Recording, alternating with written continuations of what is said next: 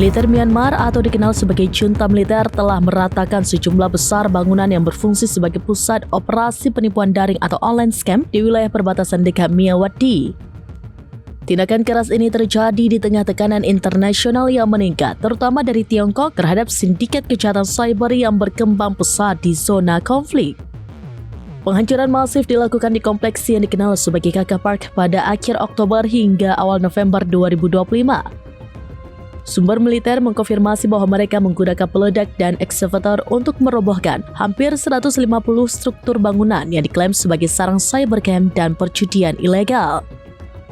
Seorang juru bicara junta menyatakan bahwa operasi ini adalah komitmen tegas pemerintah untuk memberantas kejahatan transnasional yang merusak reputasi negara. Juru bicara itu menambahkan bahwa tindakan penertiban akan terus berlanjut dan pihak berwenang bertekad untuk memastikan tidak ada lagi wilayah yang menjadi tempat berlindung bagi sindikat penipuan tersebut. Selain penghancuran aset, ribuan individu yang terlibat dalam operasi ini, termasuk ratusan warga negara asing, telah ditangkap dan dideportasi sebagai bagian dari operasi gabungan.